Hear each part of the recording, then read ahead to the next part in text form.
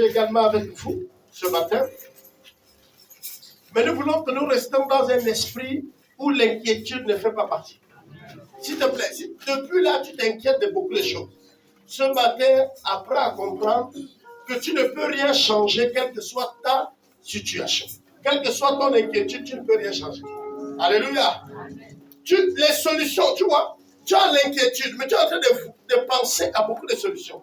Mais tu vois, c'est normal, c'est un sentiment humain. C'est normal que tu penses ainsi. Mais il ne faut pas que ça prenne le dessus sur toi. Parce que quel que soit le problème, il y aura toujours une solution. Tu ne vas pas mourir aujourd'hui. Le problème peut être grave, mais Dieu le règle en est rien. Imaginez-vous, vous êtes dans une situation qui vous a accablé. Je ne sais pas la situation. Je ne connais pas. Peut-être que c'est toi-même, tu ne veux pas pardonner. Tu ne sais pas comment faire. Et puis un soir, le Seigneur se révèle en toi. Peut-être quand il se révèle au travers de la parole, c'est un peu lourd. Mais là, peut-être d'une manière audible. Ou encore dans un songe. Et qu'il te pointe du doigt en te disant, va et fais la paix avec l'autre. Même si c'est l'autre qui t'a offensé. Je ne sais pas, très souvent quand nous écoutons les témoignages comme ça, nous disons non, c'était fort. Dieu a fait un miracle, non? Parce que quelqu'un a vu Dieu venir de manière audible le parler, ou encore dans un songe le parler de manière claire. Et là, très souvent, nous obéissons rapidement à ça. Et que la parole. C'est normal, c'est la nature humaine. L'être humain est comme ça. C'est-à-dire, si c'est un frère, c'est une soeur qui te parle, même si c'est celui qui a même le conflit avec toi qui te parle, c'est pas normal. Tu ne peux pas l'écouter. L'être humain comme ça. Ça, c'est rien. C'est vrai, Dieu parle tantôt d'une manière, il parle avec les gens, mais ce n'est pas avec lui là. Nous avons déjà des personnes que nous avons choisi que Dieu peut nous parler. Parfois, nous zappons le soir à la télé parce que nous cherchons des missions que nous pensons que Dieu nous parle souvent. Non, nous avons des pasteurs que quand c'est lui qui prêche ou c'est lui qui passe à la télé ou à la radio, nous sommes attentifs, n'est-ce pas? Moïse est allé à la montagne. Il avait rendez-vous avec Dieu. C'est Dieu lui-même qui a dit à Moïse, Moïse, viens me trouver. Voilà Moïse qui prend ce qui est à lui et qui va à la montagne.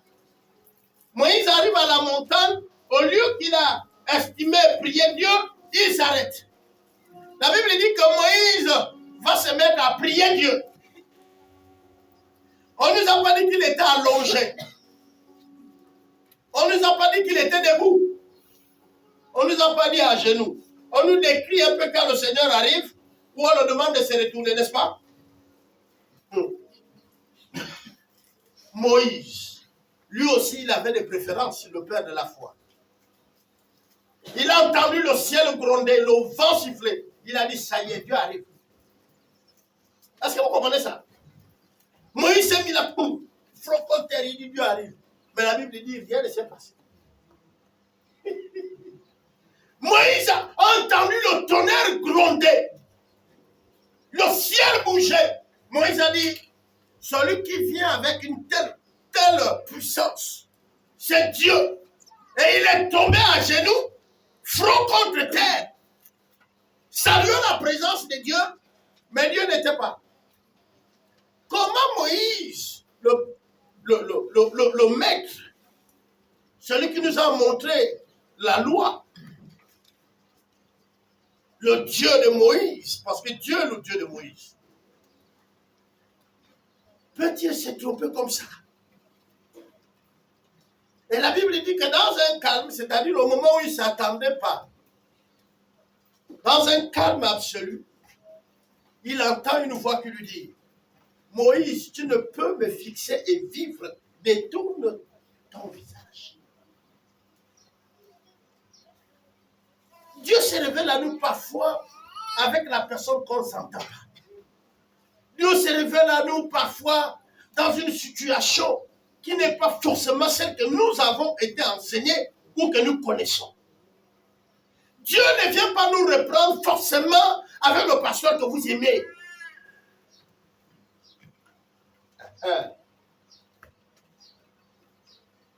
C'est comme un jour j'ai enseigné sur les bénédictions ici. Moi, je peux te dire, sois béni. Mais sois béni ne veut pas dire que je te donne les bénédictions. Je te souhaite les bénédictions. Parce que les bénédictions n'est pas du domaine de l'homme. Ça, c'est le paquet de Dieu. Il le donne à qui il veut faire grâce. Moi, je souhaite que tu sois béni. C'est pourquoi je ne dis pas je souhaite, je te dis, sois béni.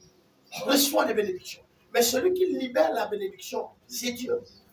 Si c'était les hommes, nous tous là, nous tous, autant que nous sommes, chacun allait garder les bénédictions pour ses parents, même si elle ne priait pas. Et ensuite, le reste, on garde au frais. On ne sait pas. C'est-à-dire, même s'il y a les gens qui manquent les bénédictions, tu dis, ah, je ne peux pas leur donner ça, je ne sais pas les jours qui vont. Hein, non? Mais quand tes parents païens, même quand tu sais qu'il non seulement il désobéit à Dieu, il insulte Dieu, mais c'est ton oncle, tu vas lui donner. C'est pourquoi Dieu n'a pas laissé ça avec nous. Ce n'est pas vos pasteurs qui vous bénissent. Moi, je ne peux pas vous bénir. Je souhaite une bénédiction sur vous, mais c'est Dieu seul. Est-ce que vous comprenez? Dieu peut le faire en exaucement ma prière. C'est mon souhait, mon vœu. C'est pourquoi je dis sois béni. C'est-à-dire, à cause du geste, très souvent, on libère quand le cœur est content. On est d'accord, non?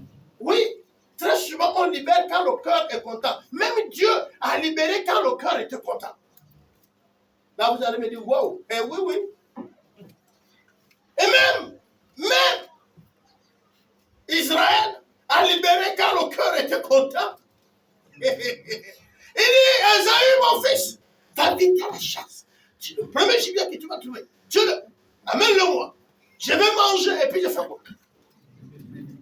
Et puis son frère, Jacob a dit, ça c'est les longueurs.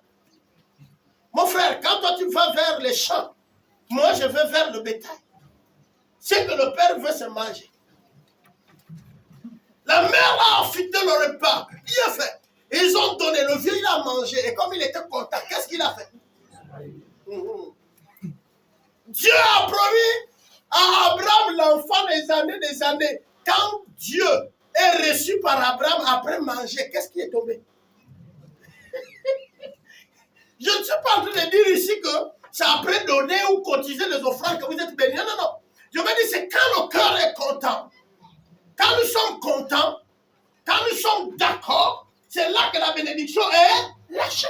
Ce qui sort quand on n'est pas content, ce n'est pas la bénédiction. Et il faut vous méfier de ce qui sort quand l'homme n'est pas content. C'est le contraire de la bénédiction. Quand l'homme n'est pas content, je parle homme au grand H, ce n'est pas la bénédiction qui sort. C'est parfois, c'est pourquoi il y a certains qui ont des diplômes. Dans les milieux où ils travaillent, ils sont éloquents. Ils ont des qualités, ils font des sacrifices. Mais pourquoi parfois ils ne sont pas bénis par les chefs? Parce qu'il y a les bénédictions humaines. L'élévation en entreprise. Les nominations. Quand quelqu'un met la main dans sa poche, il t'étend là, c'est une bénédiction. Vous comprenez ça? Mais ça, c'est pas Dieu qui intervient. Ça, c'est comment tu réjouis le cœur de ton leader, de ton responsable. L'information se comprend. Ton chef d'entreprise là, est-ce qu'il est content de toi? Ou tu es parmi ceux qui préparent la grève maintenant, là, d'ici là, lundi, vous rentrez en grève. Et le meneur, c'est toi. Mais là, quand on va dire, bon, je suis en train d'aller maintenant en retraite, il faut quelqu'un qui me remplace. Mais le chef ne peut pas proposer un chef de grève. C'est là où tu vois quelqu'un qui a le CEP devenir le chef de celui qui a un bac plus 5. Il ne le devient pas parce qu'il a les diplômes, mais par obéissance. C'est là où le Seigneur dit l'humilité précède quoi? La gloire. Les principes simples chrétiens que nous on ne comprend pas. On est là en train de bouder en entreprise. Je connais, je sais faire le travail là facilement, oui. Mais est-ce que tu es soumis? Est-ce que tu es brisé? Parce que Dieu, il n'utilise pas ce qui n'est pas brisé. Dieu, il n'utilise pas ce qui n'est pas façonné. Je disais aux autres dans le cas du mariage, que ce soit ceux qui vivent déjà le mariage ou ceux qui s'apprêtent à se marier, pour que tu sois choisi, il faut que tu brilles. Ça, là, on va discuter avec les autres sur comment vivre son fiançailles et arriver à son mariage. Nous arriverons. Mais comme les femmes, on dit, pour que tu sois aimé, tu dois continuer à briller.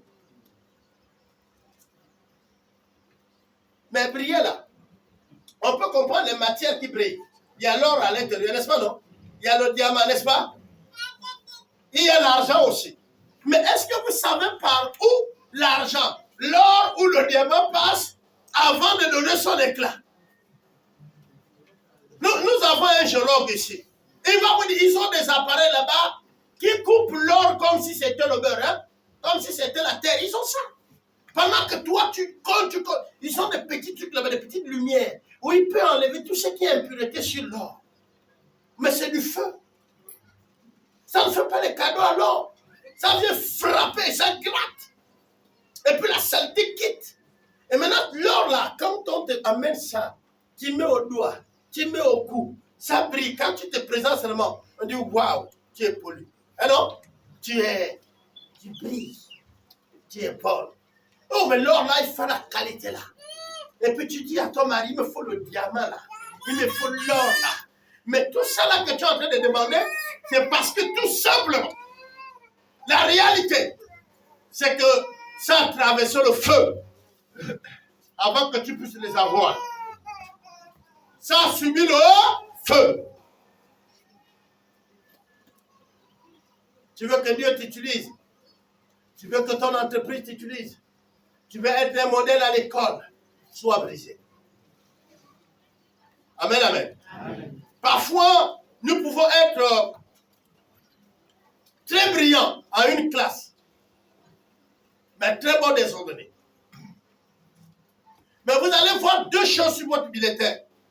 Travail bien, conduite zéro, exclu de l'école. Comment ça? Comment exclu?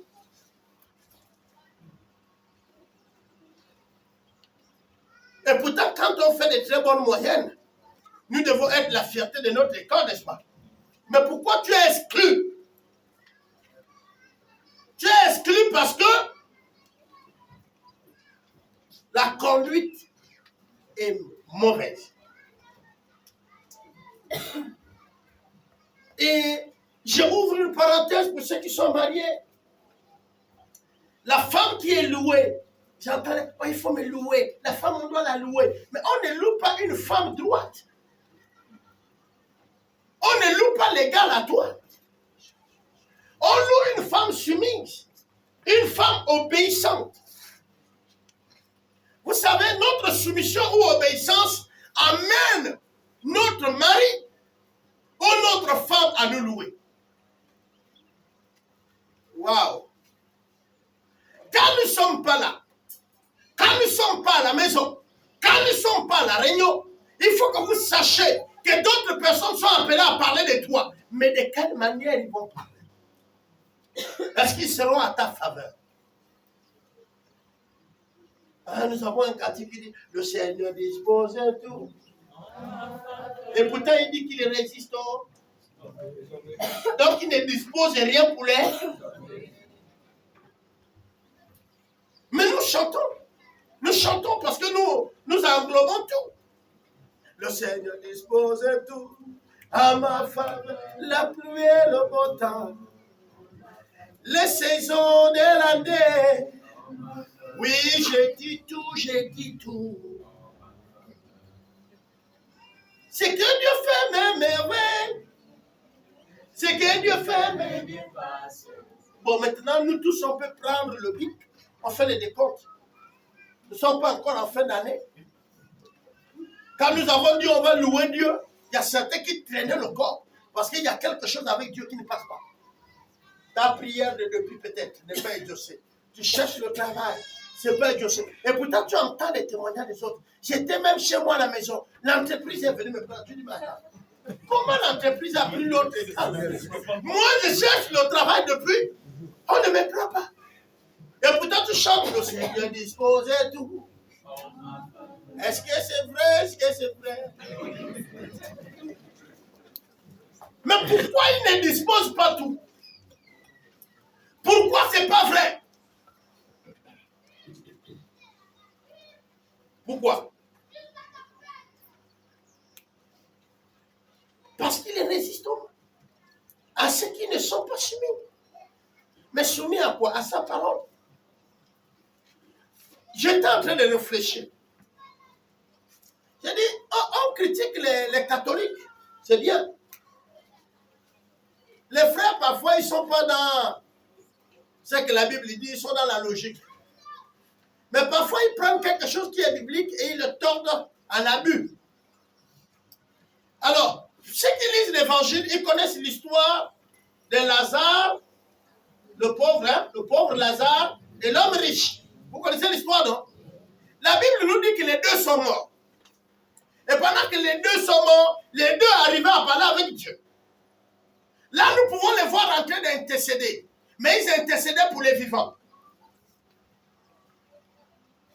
Il va dire à Lazare le pauvre, donne-moi de l'eau. Ça veut dire qu'il y avait la conversation entre celui qui était de l'autre côté et l'autre d'un autre côté. Ils pouvaient se parler. La Bible ici est en train de nous montrer que celui qui est au séjour de mort et celui qui est dans le repos d'Abraham peuvent se voir et peut-être parler et l'autre comprend. Seulement, il ne peut pas l'aider.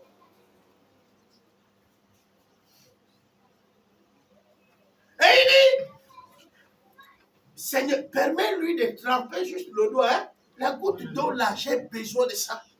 J'ai dit non, tu n'aurais pas ça. Ça, c'est le riche qui parle à Dieu. Il dit, permets aux pauvres. Et l'autre dit, non, tu ne peux pas avoir ça. Et puis il s'arrête, il dit, mais écoute, j'ai mes frères sur la terre. Permets que Lazare retourne même. Parler à eux. Qu'ils ne viennent pas là où je suis ici, parce que je souffre beaucoup. Il ne faut pas qu'ils viennent. Et Dieu réplique, il dit non, il y a les prophètes, il y a les pasteurs, il y a mon peuple là-bas qui parle de moi tous les jours. C'est à eux de faire quoi? De croire.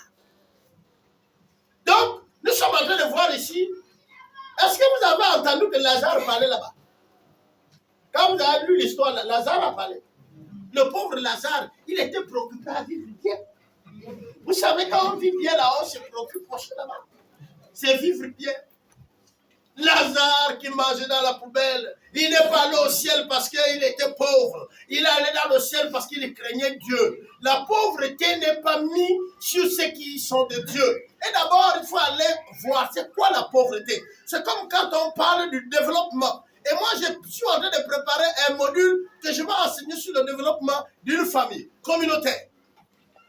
Le développement n'est pas l'image du blanc. Non.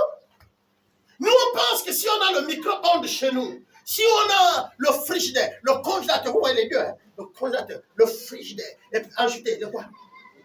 Le climatiseur, tout ça pour le froid. Une gazinière par chaque chambre.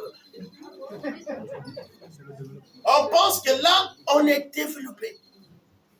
Et puis on change le français. On ne parle plus bien. On parle maintenant aux gens. Tu es là? On pense que c'est ça le développement. L'Africain a un problème. Au lieu d'avancer, on recule. Les autres nous vendent ce qu'eux ils mangent chez eux, qui était même traditionnel, c'est-à-dire selon leur tradition. Ils mangent ça, ils n'ont pas honte, ils les exposent. Nous, on cache les nôtres et on prend pour eux.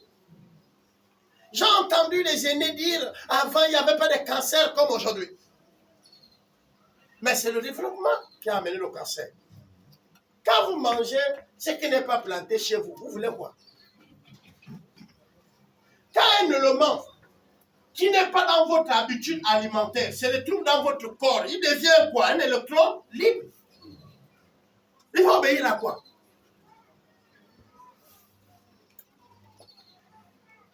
Nous tous ici, quand on finit le culte là, le fruit qu'on court payer, c'est quoi? La pomme. Hein non?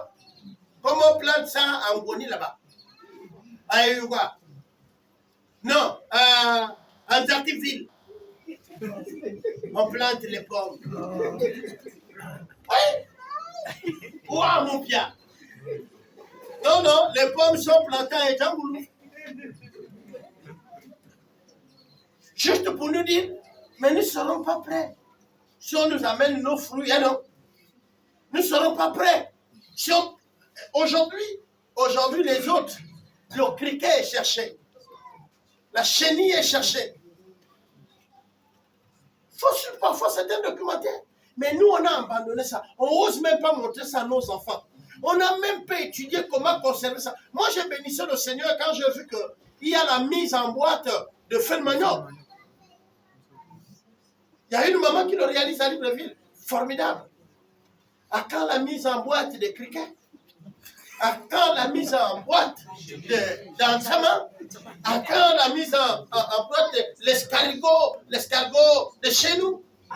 Il y a les escargots des mers qui sont bien mangés à Mécamo. Est-ce que vous me saisissez?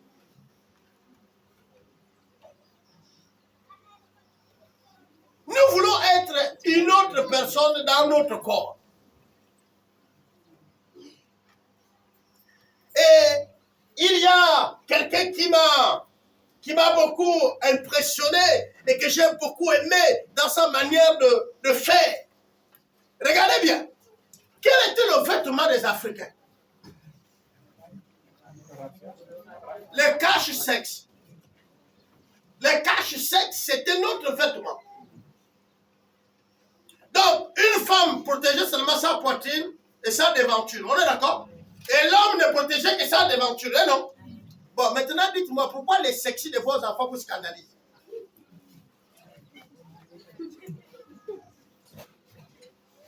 Oh, l'enfant là s'habille mal. Toi, ton grand-père, il était nu. Ta grand-mère était nue. Elle n'avait que quelque chose qui protégeait juste les parties intimes. Le blanc n'a fait que voir ça et puis transformer.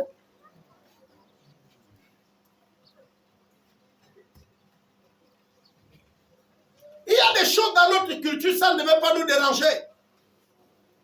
Parfois en Afrique, nous sommes aussi limités aussi à notre pays. Mais allez dans notre pays, vous allez voir que ce qui vous scandalise ici est normalisé ailleurs. Donc ne courez pas. Et puis, il y a un problème de culture. Dieu n'est pas contre la culture. Dieu, il est contre les traditions qui n'obéissent pas aux principes bibliques. C'est parce que quand on nous a amené l'évangile, on a déblayé notre culture, on a jeté. C'est comme aujourd'hui. Les mariages coutumiers ne sont plus les mariages coutumiers. On connaît que c'est une manière de nous raqueter. Si on dépense plus d'argent, ce n'est plus pour le mariage officiel. C'est maintenant le mariage coutumier qui a plus de crainte. Pourquoi? Mais parce que le mariage coutumier est arrivé à un milieu où maintenant c'est les familles qui fixent même la somme. Or hier, c'est le beau-parent qui disait au beau-fils, honore-nous. La dot était amenée selon le respect et selon la capacité de l'homme. Mais aujourd'hui, ce n'est plus ça. Les gens s'asseyent. Chacun écrit ce qu'il veut. Casinière, fusil, pioche, tout. J'ai vu quelqu'un qui a fait tout son magasin. Et c'est mon beau-frère qui allait livrer le magasin là. Vous voulez avoir le cœur de Dieu? Faites-lui plaisir. J'ai enseigné un jour avec les responsables que Dieu aussi, il a les sentiments. Dieu aussi a des sentiments. Les amis, vous avez l'impression qu'il y a d'autres, ils ont comme une relation spéciale avec Dieu et la vôtre tend à être coincée. Non, Dieu a des sentiments, Dieu ressent.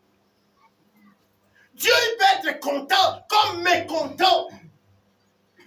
Dieu peut rire comme c'est fâché. Dieu parle comme c'est tait. Et parfois quand nous posons nos actes, il faut que nous on ait une logique. On veut être ami de Dieu dans quelle logique? On veut être servi de Dieu comment? Et je vous ai dit ici, cessez d'être les serviteurs et les servantes de Dieu sans être enfants. Soyez les enfants qui servent le Père. Si vous êtes les servantes simplement de l'Éternel, vous n'aurez pas le ciel. Malheureusement, aujourd'hui dans l'église, beaucoup de gens servent au Seigneur. Ils font beaucoup d'activités. Ils veulent plaire au Seigneur dans tout ça, sans appartenir à Dieu. Malheureusement. Appartenir à Dieu, je peux vous le dire, ça semble comme un scandale. Ce n'est pas ce que je fais qui va me faire mériter le ciel. Je mérite déjà le ciel. On est sauvé par la foi. Et une fois on est né dans la maison de Dieu, on est né. Et on est devenu quoi quand on est né de Dieu? Des dieux. Scandale. Mais l'enfant de l'arbre, il est quoi? Et l'enfant du chien, il est quoi? Mais c'est un chien. C'est quoi les histoires de chiots? C'est un chien. Maintenant, l'enfant d'un homme, il est quoi? Mais l'enfant de Dieu est quoi? Alors, il vous a dit, vous n'êtes pas devenu par le sang, ni par la chair, ni de la volonté d'un homme et de Dieu. Si vous êtes né de Dieu, vous êtes Dieu. C'est le débat. Oh, Jésus n'est pas Dieu. Jésus n'est pas Dieu. Mais il faut être fou pour ne pas voir que Jésus est Dieu. Si on te dit qu'il est le Fils de Dieu, il est quoi? Parce qu'il y a un débat, ça.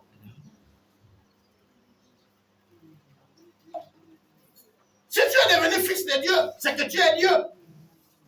Mais tu n'es pas Dieu ici, Dieu le Père. Tu es Fils de Dieu.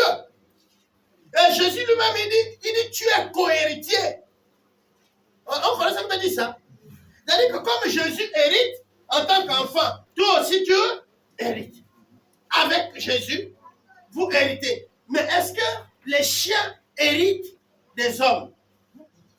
Oui. C'est en Europe. En Europe, là-bas, ils sont devenus bêtes. Oui, je le dis sur YouTube. L'Europe, l'Amérique, là-bas, ils sont devenus bêtes, puisque ils mettent au monde les bêtes qui sont leurs héritiers. Il n'y a qu'une bête pour faire hériter les bêtes. Mais si je suis un être humain, je fais hériter les humains. Prenons un cas simple. L'Afrique veut copier l'Europe. Mais il ne faut pas qu'on les copie. Ce que vous ne savez pas, c'est que beaucoup de choses sont faites pour que nous, on perde nos valeurs. Je vais prendre un cas simple. Vous connaissez ce qu'on appelle famille en Afrique? C'est tout le village. Dès qu'un enfant de village est nommé ministre, tout le monde dit c'est mon parent. Vous ne comprenez pas le français? C'est mon parent. C'est quand tu échoues qu'on dit oh. Ah oui. Ah oui. Là, on dit, mais ton village, tu dis non, sa mère venait de... Ah oui. Nous, en Afrique, on s'est zippé. Mais on s'est aussi accepté. Quand tu réussis, tout le village dit gloire à Dieu. Voilà notre sang. Lui, il est le nôtre. Est-ce que vous comprenez? C'est notre famille. Et ce qui fait que l'enfant est entouré. Aujourd'hui, il y a beaucoup qui disent, oh, moi, je souffre avec mon fils. Je souffre avec ma fille. Non, non. C'est toi qui veux souffrir avec l'enfant. Pourquoi? Mais parce que tu veux vivre avec tes enfants comme les blancs. C'est-à-dire l'enfant n'a pas des oncles, il n'a pas de neveux, il n'a pas de grands-pères, il n'a rien que toi. Sauf quand tu vas mourir, tu vas voir tout ce que tu as éloigné là pour manger. Je ne sais pas si vous comprenez. Chez nous, les Técos, on dit, celui qui accouche, c'est celui qui accouche. Les mangeurs, c'est aussi les mangeurs. Souffle, nous on mangera. Si tu ne veux pas permettre que ton enfant soit encadré de tous, que ton enfant soit soutenu de tous, parce qu'on ne connaît pas qui va manger demain. Souffle. Tu veux jouer au protecteur, souffle. Mais tu ne reviendras pas de la tombe. Nous on mangera. Même si ton enfant devient avare, mais quand il doit se marier, il va chercher la famille. Il y a des gens qui mangeront au moins une fois. Mais il faut manger. Et toi, tu es mort. Et tu as souffert. Et tu as mis ton argent, tu as mis ton énergie, ton inquiétude et tu es mort. Et nous qui n'avons rien mis, on vient en fête le jour-là. Même les voisins. Ils viennent avec. L'enfant l'a grandi. Envoyez. C'est mon beau petit du quartier. Envoyez. Même si c'est seulement le jour du mariage, que ça soit coutumier ou officiel. Il mange. Après qu'il a fini de manger, même si on ne lui donne plus, il s'en fout. Il avait d'abord investi quoi. Vous tapez le mal de tête. Vous gardez vos enfants comme si c'était quoi. Vous allez les laisser. Et d'autres personnes vont venir. Je me rappelle d'une situation où voilà un voisin qui se présente même comme s'il était le grand-père ou l'oncle d'une dame qui se marie. Je garde parce que la situation s'est passée à Franceville. Le voisin. Et maintenant le père. C'est maintenant lui qui fait les pourparlers. Le voisin. Parce que les parents sont morts. Et les enfants n'avaient vu que leur voisin. Depuis que leur père et leur mère est avec eux, il ne les a jamais présenté la famille. La situation de Gabon actuelle, qui est une situation de l'Afrique, j'aimerais vous dire, quand vos parents, les grands types, les sénateurs, les ministres, les députés, ils ont les gardiens. Et jamais ils ont pris vos enfants en vacances. Jamais leurs enfants ne viennent en vacances chez vous. Mais c'est seulement les enfants de leurs gardiens qui se baladent avec les enfants. On est d'accord? 2 jours après, quand ils meurent, et que les enfants là deviennent les ministres de demain, ils vous connaissent. Ils ne connaissent que les enfants des gardiens, n'est-ce pas? C'est pourquoi vous avez des situations avec les nationalités au Gabon. Mais pardonnez-moi, c'est leurs amis. C'est leurs frères qui sont grandis dans la cour. C'est tous les jours eux. S'il faut même nommer, il connaît qui.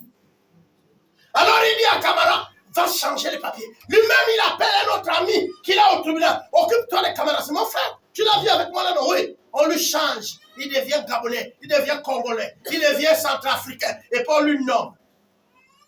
Parce que dans la tête de cet enfant que vous avez isolé de toute votre famille, il n'y a que les gens qui le voient. Sa vraie famille, c'est à l'école, c'est les amis de l'école. Sa vraie famille, c'est ceux-là qui jouent là où il a grandi. Ses parents, ils ne les connaissent pas. Et c'est vous qui êtes l'auteur de ça. Vous avez dit à vos enfants que vos parents sont des sorciers. Sont des sorciers. Et après, vous êtes étonnés.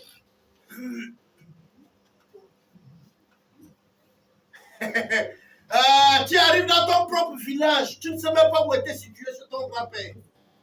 Et c'est même les étrangers qui ont construit là. Tu ne sais même pas comment ils ont eu le terrain là. Pourquoi? Mais tu as amené qui au village? Je vous dis que ce n'est pas un problème du Gabon seulement, c'est un problème africain. Nos villages, c'est vide. Les hommes âgés sont devenus les sorciers, les sorcières. Qui vous a dit que la sorcellerie est pratiquée seulement par les vieux?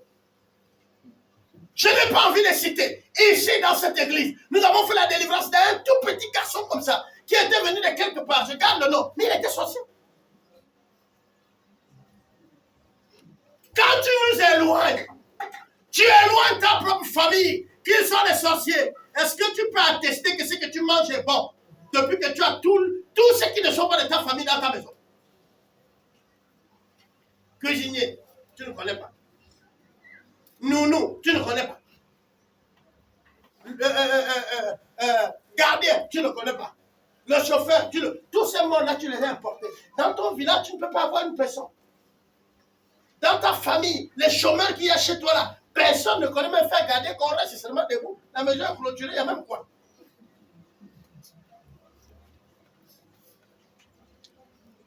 Chauffeur, il n'y a personne dans ton village qui peut être chauffeur. On est compliqué, hein?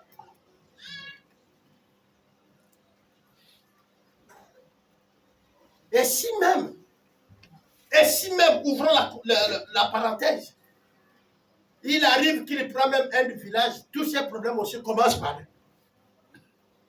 Voilà, nous sommes le vent, nous sommes la pluie.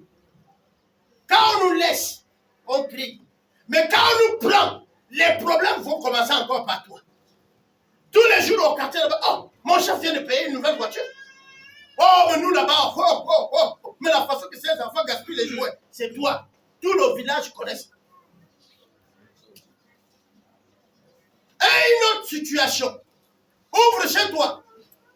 Celui qui vient vendre son manioc à Potos, il termine, il vient à la maison. Bonjour. Je suis venu du village pour vous voir. C'est faux, il est venu faire des signaux.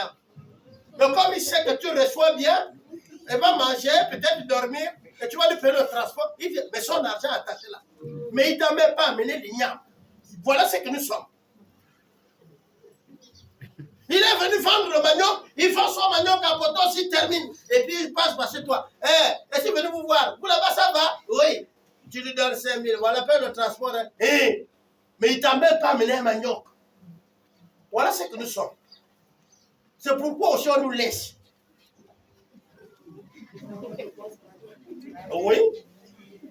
Je vous ai dit ici, c'est quand le cœur est content que la bénédiction tombe, non? Donc, il faut qu'on change d'attitude. Prenez le taxi d'un Gabonais. Et prenez le taxi de celui qui n'est pas Gabonais. Vous verrez la différence. Ou celui qui se croit Gabonais. Parce qu'il y a ceux aussi là qui sont devenus Gabonais par croyance. Comme il a tout l'euro au Gabon, il est déjà Gabonais, il t'insulte même quand tu l'as dans son taxi. Tu dis, papa, dépose-moi ça. Ah non, c'est quoi? Hein? Descends. Je descends. J'ai vu un taximan ramener une maman là où il a appris. Ils ont roulé pour un point. La maman dit, oh, papa, c'est là-bas chez le panier de manioc, c'est pas là. Laisse-moi là-bas. De quoi? On est déjà arrivé à Potos. Tu veux m'emmerder? Alors je te rends, tu t'es pris. Le taxi a tourné, il est reparti dans la maman. Quand on a, je prends un autre.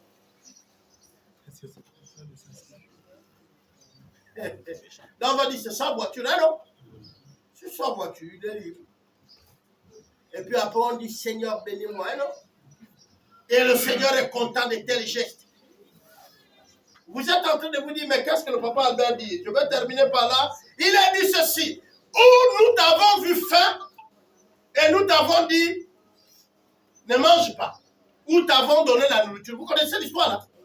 Où t'avons-nous vu nu et t'avons habillé. Et il a dit, toutes les fois que vous le faites à un seul petit, vous le faites à qui? À moi. Donc si on va habiller le Seigneur, on habille qui? Hein? Les autres. Si on veut nourrir le Seigneur, on nourrit qui? Si on veut donner au Seigneur, on donne à qui?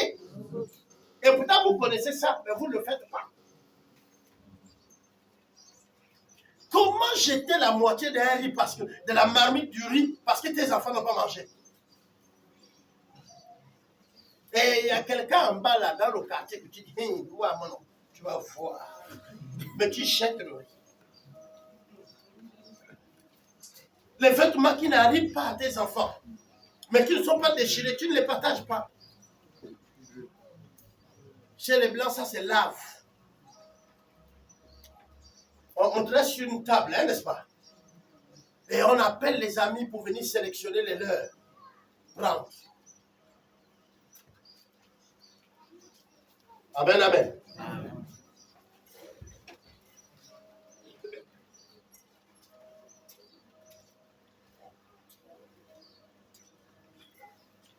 Si vous me demandez le thème,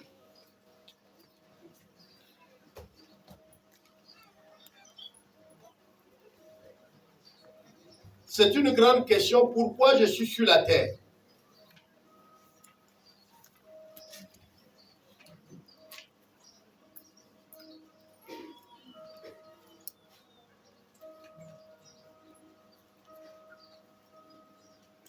Le Seigneur Jésus-Christ veut nous montrer dans le livre de Job 12, le verset 10b,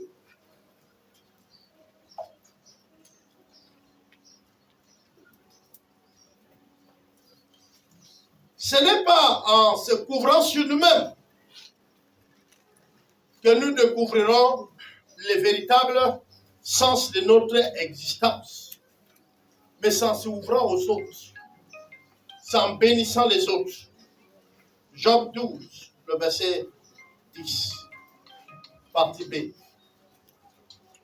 Nous avons un autre verset que j'aime bien, c'est « Cherchez premièrement le royaume des cieux. » Et ça, et toute autre chose nous seront données par Matthieu. Hein? Oh, moi, je ne comprends pas. Matthieu 6, 33. Matthieu 6, 33. Vous avez noté?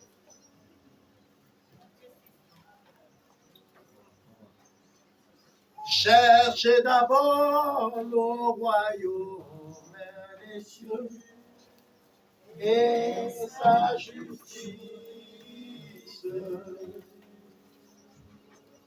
et toutes ces choses vous seront données. Alléluia, alléluia. Écoutez-le bien. Cherchez d'abord le royaume des cieux. On reprend.